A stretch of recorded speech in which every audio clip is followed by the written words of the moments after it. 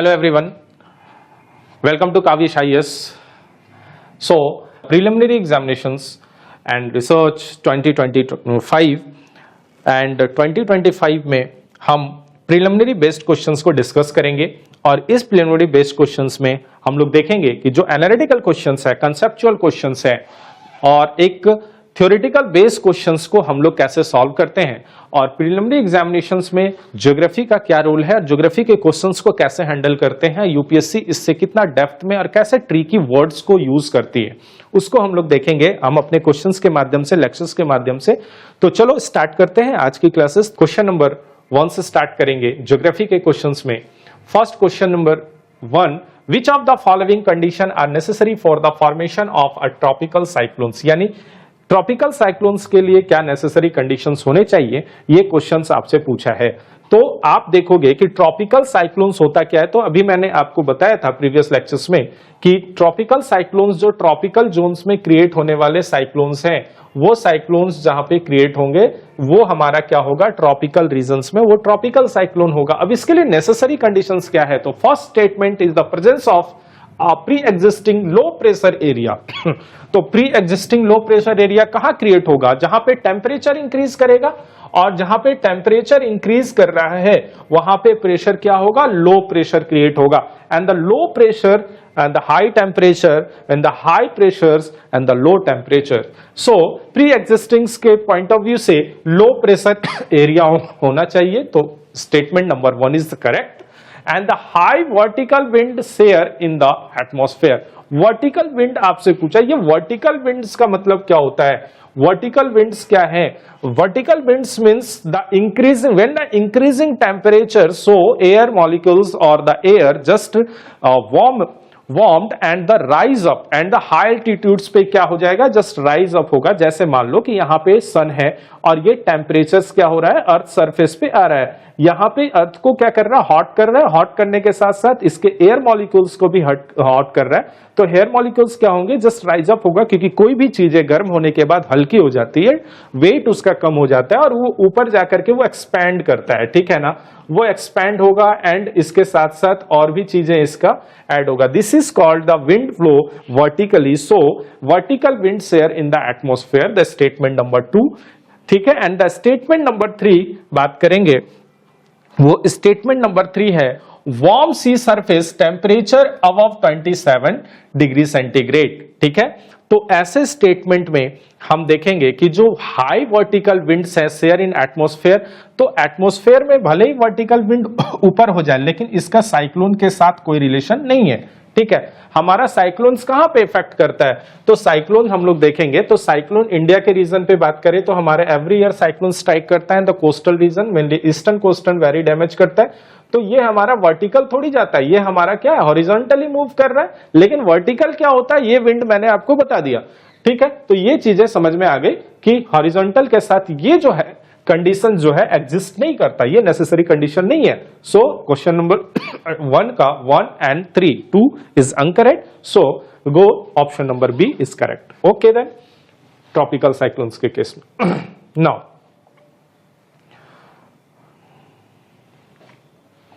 Question number 2 पे आते हैं। अब देखो यहां पे एक्स्ट्रा ट्रॉपिकल्स के साथ क्वेश्चंस पूछे हैं।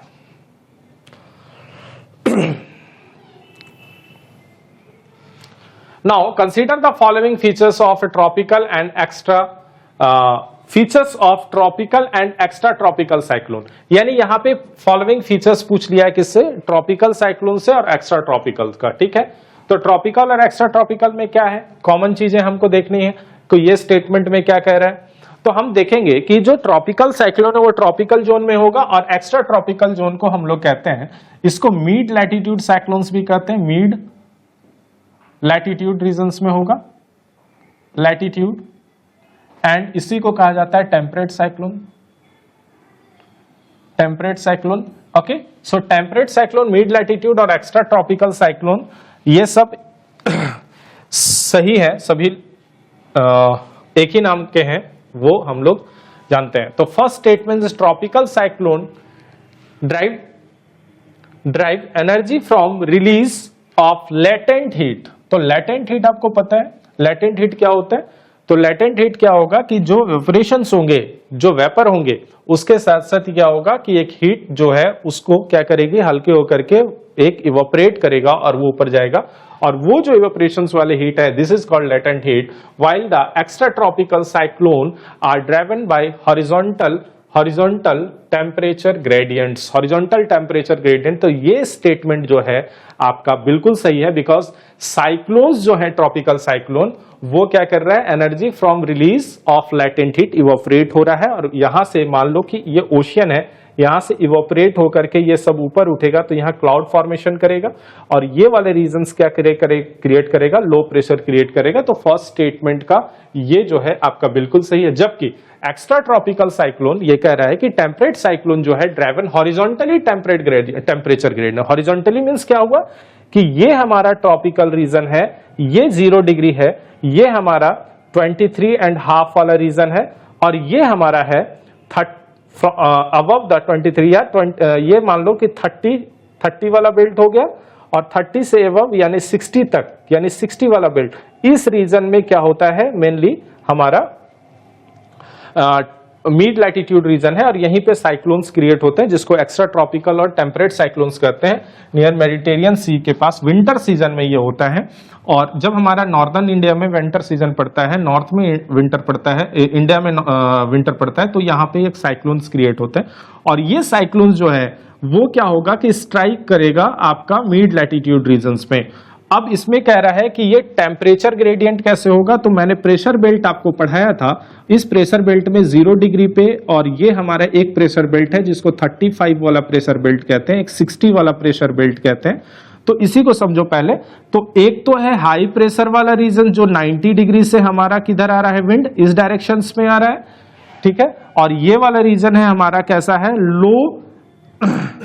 लो प्रेशर बेल्ट है, और ये कैसा है, हाई प्रेशर बेल्ट है, और ये लो प्रेशर बेल्ट है। लो प्रेशर बेल्ट है दैट मींस यहाँ पे टेम्परेचर ज्यादा है, यहाँ पे टेम्परेचर कम है, क्योंकि ये प्रेशर एटमॉस्फेरिक प्रेशर वेट के कारण ये 35 वाले बेल्ट पे हमारा क्या होता है, विंड स्ट्राइक करता है, जस्ट फॉल डाउन होता है। तो 35 वाले रीजन्स को, 30 to 40 वाले रीजन्स को हम लोग हॉर्स लैटिट्यूड रीजन्स भी कहते हैं। तो ये विंड क्या होता है कि हमारा हाई प्रेशर से लो प्रेशर के साइड में विंड जाएगा, ठीक है, जो हाई प्रेशर से लो प्रेशर के साइड में विंड जाएगा, this is the horizontal wind from high pressure to low pressure, and the high pressure 90 degree from 90 degree to 60 degree high pressure to low pressure, and this region mainly the belt creates at the 60 degree. और यहाँ पे जो reason एक create होता है cyclones, इसी को हम लोग कहते हैं टेम्परेट साइक्लोन्स। और टेम्परेट साइक्लोन्स जो है वो टेम्परेट साइक्लोन मेनली आपके हॉरिजॉन्टल टेम्परेचर ग्रेडियंट्स के कारण होता है। तो ये स्टेटमेंट बिल्कुल सही है, ठीक है। Next is tropical cyclones generally occur between 5 degree and 30 degree, ठीक है, 5 डिग्री एंड 30 डिग्री ये बोला है, and latitude where as the extra tropical cyclones occur 30 to 60 degree. ये भी स्टेटमेंट बिल्कुल सही है। अभी मैंने बताया कि ये 0 डिग्री टू हमारा 30 डिग्री अगर बात करें तो ये हमारा ट्रॉपिकल रीजन है मेनली, यानी 5 डिग्री क्यों कह रहे हैं, क्योंकि 5 डिग्री वाला रीजन जो है हमारा अंडर 5 डिग्री, यानी फ्रॉम 0 to 5 डिग्री, ये रीजन हमारा कैसा है, डोल्ड्रम रीजन है। डोल्ड्रम रीजन्स में कोई भी ट्रेड विंड यानी विंड्स का इफेक्ट यहाँ पे ज्यादा नहीं होता, वो डाइवर्ट यहाँ पे डिफ्लेक्ट नहीं करता, यहाँ पे विंड पहुंचने से पहले हॉट होकर के जस्ट ऊपर राइज अप हो जाता है, इसलिए इस रीजन को डोल्ड्रम कहते हैं। तो फ्रॉम 5 डिग्री टू 30 डिग्री ये वाला रीजन जो है हमारा ट्रॉपिकल रीजन है, मेनली ट्रॉपिकल जोन है, और इस ट्रॉपिकल जोन में हमारा ट्रॉपिकल साइक्लोन, जबकि एक्स्ट्रा ट्रॉपिकल साइक्लोन्स जो हैं वो 30 to 60, अभी मैंने बताया 30 वाला जोन से लेकर 60 वाला जो जोन है वो रीजन एक्स्ट्रा ट्रॉपिकल का है। And then statement number 3 is the tropical cyclone are associated with the frontal system while the extra tropical cyclone are not. बिल्कुल गलत है, फ्रंटल सिस्टम जो होगा वो एक्स्ट्रा ट्रॉपिकल के साथ होगा, बिकॉज यहां से जो आने वाले विंड है हाई प्रेशर विंड, और ये हाई प्रेशर वाले विंड जो है यहाँ पे एक स्ट्राइक करता है, एक फॉर्म्स करता है, जिसको हम लोग हॉट या वार्म कह सकते हैं, वार्म टेम्परेचर या एयर मास कहते हैं, हाँ एयर मास, और यहाँ पे हम लोग कहते हैं कोल्ड एयर मास, है ना। कोल्ड एयर मास जस्ट ऊपर से आता है, और नीचे से जो हमारा जाएगा एक लैटिट्यूडनल रेंज से फ्रॉम 30 to 60 साइड्स, वो हमारा होता है आपका फ्रंट। दोनों जब कोलाइड करते हैं ना, जहां पे टकराते हैं, this is called the frontal zone mainly, and fronts create होता है, और जो वहां से एक रेनफॉल होता है, प्रिसिपिटेशन होता है, this is called frontogenesis. And the extra tropical cyclone are not. ये बिल्कुल स्टेटमेंट गलत है। जब ये इसका जस्ट उल्टा होगा, अपोजिट होगा, तब ये स्टेटमेंट सही होगा, अदरवाइज ये स्टेटमेंट बिल्कुल गलत है। So statement number 1 and statement number 2 is correct. So question number 2 का ये बिल्कुल सही है। नेक्स्ट क्वेश्चन नंबर 3 पे आते हैं।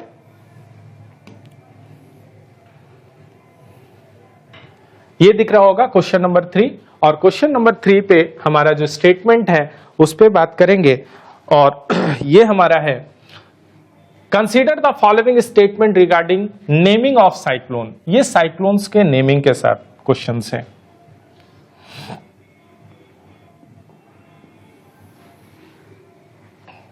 तो नेमिंग कैसे होता है साइक्लोन का, आपने नाम सुना होगा। जैसे अभी कुछ दिन पहले एक नाम सुना होगा हुदहुद, ठीक है। फिर आपने सुना होगा नरगिस, फिर आपने सुना होगा फैनी, ठीक है। फिर अदर आपने नाम सुना होगा, ठीक है।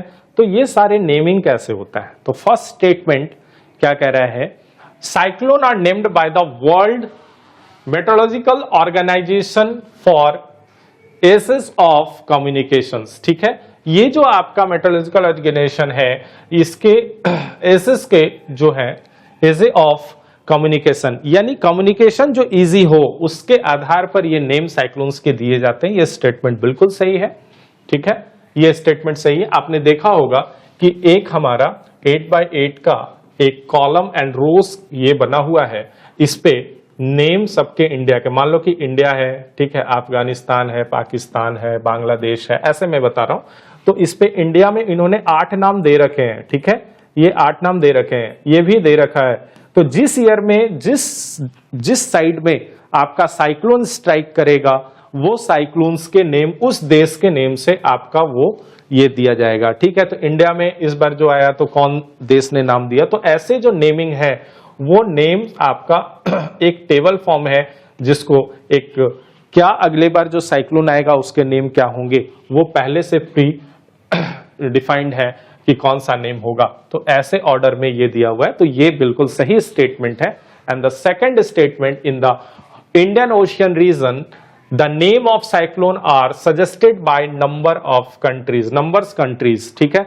यानी जो कंट्रीज के नंबर है वो इंडियन ओशियंस में, जितने भी रीजन्स में रहने वाले इंडियन ओशियंस के पास आपके जो भी कंट्री है, लाइक पाकिस्तान है, अफगानिस्तान है, यहाँ पे बांग्लादेश है, थाईलैंड है, इंडोनेशिया, ये सभी देशों के नाम से आपका एक ऑर्डर वेज में, आपको मैंने पहले बताया कि ये नेमिंग किया हुआ है, और सजेस्टेड यही नंबर्स के आधार पर आपका किया जाता है। And third, a name once used for a particularly destructive cyclone is never used again. यानी कोई ऐसा नाम भी है जिससे बहुत ज्यादा डिस्ट्रक्टिव आया है, उस साइक्लोन से डिजास्टर बहुत लेकर के आया है, और उसका नाम अगेन दोबारा नहीं लिया जाता।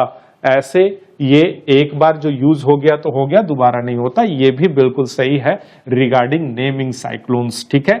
जैसे मान लो कि कभी डिजास्टर आ गया, फॉर एग्जांपल कि अगर वो नरगिस या फैनी या हुदहुद से आपका कोस्टल रीजन्स बहुत ज्यादा इफेक्ट हुआ, डाइवर्स हुआ, यहाँ पे डिस्ट्रक्टिव हो गया यहाँ पे, तो इस रीजन्स में दोबारा उस नाम को नामांकन नहीं किया जाएगा, ठीक है। तो इसीलिए ये स्टेटमेंट नंबर 3 भी करेक्ट है। So option number D is correct.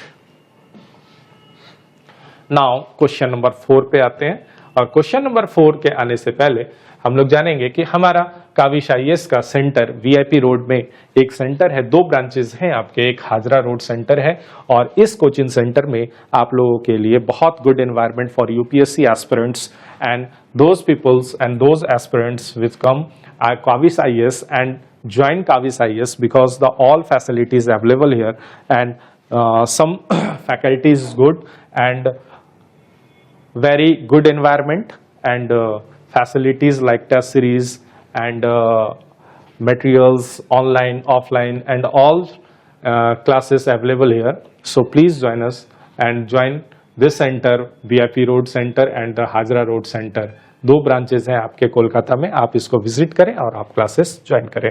Now question number 4 पे आते हैं। Which of the following are possible impact of cyclones on coastal region? Coastal regions पे एक पॉसिबल इंपैक्ट क्या पड़ सकता है? ठीक है, ये आपका है क्वेश्चन।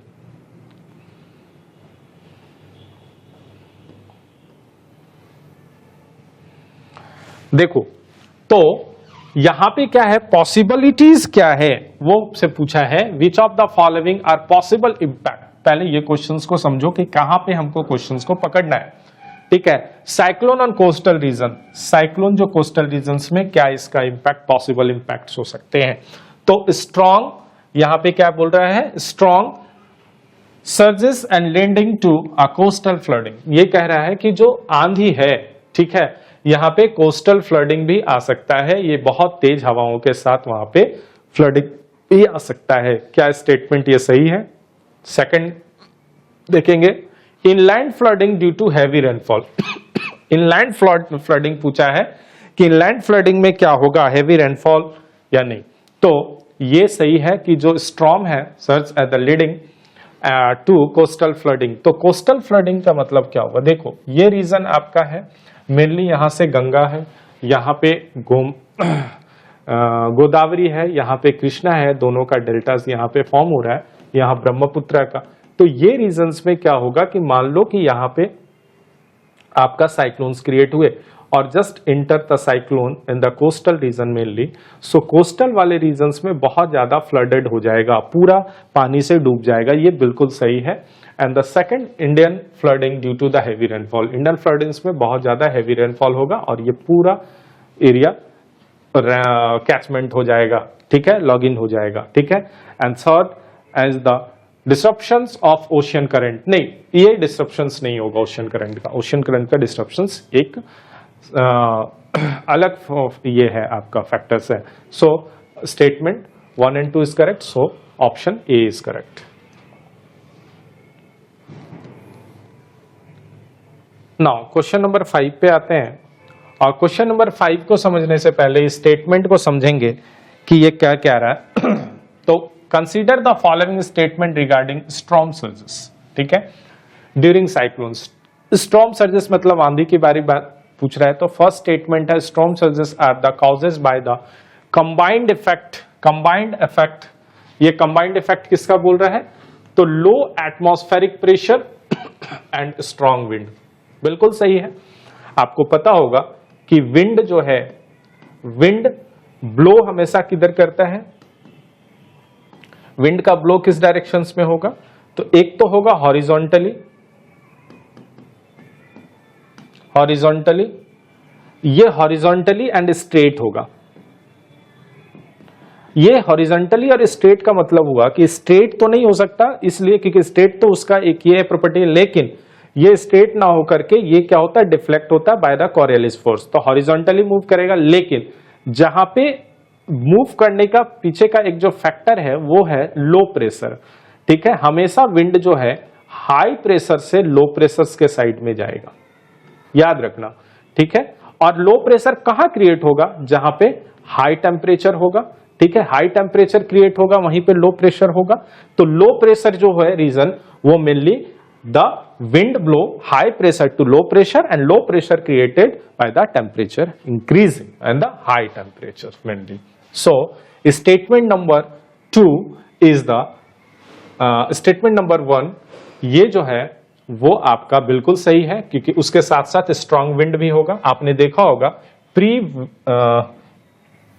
प्री मॉनसून जब स्ट्राइक करता है ना, प्री मॉनसून, तो इंडिया वाले रीजन्स में like Jharkhand, West Bengal, Orissa, some part of Bihar, ये रीजन मेनली बहुत इफेक्ट होते हैं, क्योंकि यहाँ पे टेम्परेचर के साथ साथ यहाँ पे बहुत तेजी से लो प्रेशर क्रिएट होता है, बहुत तेजी से क्या होता है, एयर वार्म होकर के ऊपर उठता है। तो आप देखेंगे जो साइड की विंड है, ये सारे विंड है, वो विंड बहुत तेजी से स्ट्राइक करता है। आप देखेंगे कि विंड का एक सर्कल फॉर्म्स में आता है, चारों साइड से विंड्स आ जाते हैं और एक गोल, एक राउंड शेप कर देता है। और ये इसके साथ साथ क्लाउड फॉर्मेशंस के साथ साथ रेनफॉल भी हो जाता है, क्योंकि बहुत सारे क्लाउड फॉर्मेशन होने लगते हैं, क्योंकि यहाँ पे आपका इवापोरेशंस भी तो हो रहे हैं, टेम्परेचर इंक्रीज हो रहा है मई के टाइम में, तो इसके साथ साथ क्लाउड को भी सक कर लेता है और बहुत तेजी से आंधी आती है। ठीक है, तो ये सही है। And second statement, coastal area with the shallow continental shelves the experiences higher storm surge. ठीक है, यानी ये सिंपल पूछा है कि जो कोस्टल एरिया है सैलो कॉन्टिनेंटल स्लिप्स है, ठीक है, सैलो है, and experiences high storm surges. High storm surges का मतलब हुआ कि हायर स्टॉर्म सर्जेस, कि यहां पर आंधी आने की संभावना जो होती है वो काफी बढ़ जाता है। क्यों? क्योंकि इस रीजन्स में बहुत तेजी से जो विंड है वो जस्ट इंटर करता है। क्यों? क्योंकि इसके लैंड वाले रीजन्स में जो विंड का डायरेक्शन है लैंड टू ओशियन चलना था, वो अब डायरेक्शन चेंज हो गया क्योंकि टेम्परेचर इंक्रीज कर गया और यहाँ लो प्रेशर क्रिएट हुआ, तो इसके साथ साथ विंड भी बहुत तेजी से इंटर कर जाता है। इसीलिए कह रहा है कि यहाँ पर सैलो कॉन्टिनेंटल सेल्स तो है लेकिन यहाँ पे एक्सपीरियंसेस हाई स्टॉर्म सर्जेस है। ये बिल्कुल सही स्टेटमेंट है। Third statement, storm surges can the loaded the salt water, ठीक है, intrusion into the fresh water system. यानी सिंपल पूछा है कि जो ये स्टेटमेंट कह रहा है कि जो स्टॉर्म्स हैं, आंधियां हैं, ये क्या कर रहा है कि जो सॉल्ट वाटर इंट्रूशंस हैं उसमें फ्रेश वाटर के सिस्टम्स पे ये क्या हो जाता है, मिक्स हो जाते हैं आंधी के चलते। ठीक है, तो ये वाले देखो यहाँ पे कोस्टल रीजन्स के साथ साथ ये इंटर कर जाएगा, तो यहाँ पे ये ऐसा होता है। तो स्टेटमेंट जो है regarding storm surges during the cyclones, ये बिल्कुल सही है। तीनों स्टेटमेंट बिल्कुल सही है। That means option number D will go, option number D. So here the number of 5 questions is completed and the lecture for completed. Now question number next पे आएंगे। ठीक है, आज के लिए इतना ही रखते हैं। बहुत बहुत धन्यवाद, थैंक यू।